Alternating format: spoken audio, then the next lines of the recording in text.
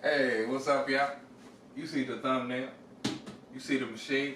We finna sous vide today, and we doing tuna, sous vide tuna. Oh my goodness!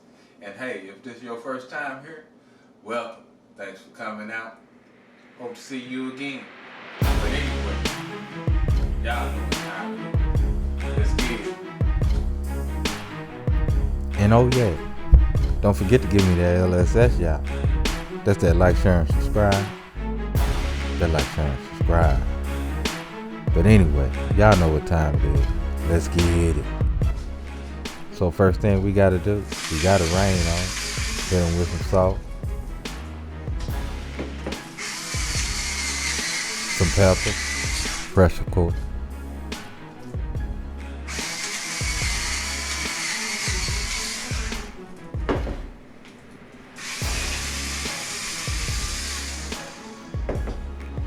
And once we get them seasoned up real good, we're gonna go ahead and take the peel of a tangerine.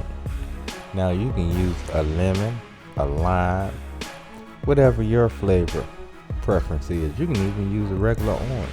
Whatever you want to do, y'all. Be creative with it. Be creative with it. But anyway, after we get enough peel, we're gonna go ahead and move this to the side and go ahead and get our sous vide process started, which starts with getting into that sous vide bag, y'all. Well, actually, this is just a vacuum seal bag, and you can actually use a Ziploc bag. You just need to know that it's BPA safe. So once we get our tuna in, it's time to get our peel in. Then we're gonna add about 2 tablespoons of olive oil. That's just gonna help with the whole cooking process, because this piece of tuna that I'm using here, I picked up from Aldi's, and it really don't have that much fat to it. You know, it's just a regular freezer tuna from Aldi's, which is actually a great buy. And the reason that I started even sous vide tuna, because it's very easy to cook without sous vide.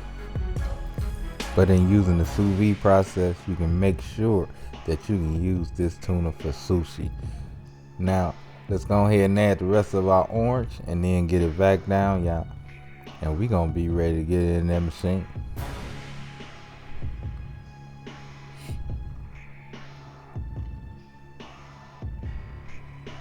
And hey, it's time to sous vide. Now our machine is set for 1 hour at 113 degrees. And this is what she should look like before she go in, y'all. I'm already ready to eat this tuna. So yeah. Time going off, as you can see. Let's get it on in. Let's get it in. See y'all back in the hour. Oh my goodness, it's done, y'all.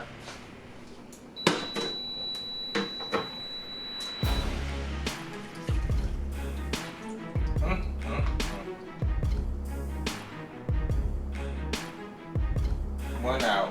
Perfect tuna, y'all. Perfect tuna.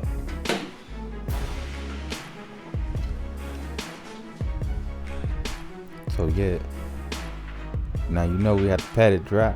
Now that's not from water getting into the bag. That's just the meat naturally lets its juices out during the cooking process.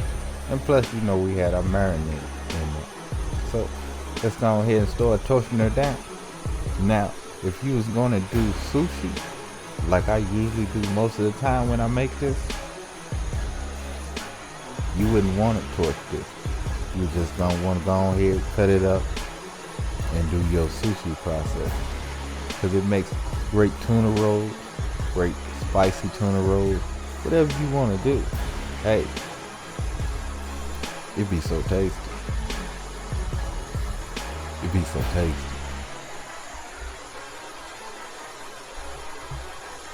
Now when you torching this, you want to use not the hottest part of the flame like we usually do on thicker meats, on pork, or like chicken. You want to keep that soft heat to it, just barely cooking it.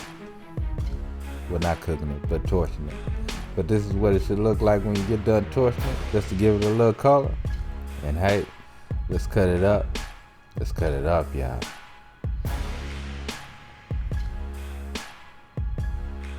Oh my goodness. Oh my goodness. Now I had mine with some butternut squash. And then I put me some dill sauce on the top. And of course I add me a few capers to my dill sauce. Oh my goodness, it was so tasty, y'all.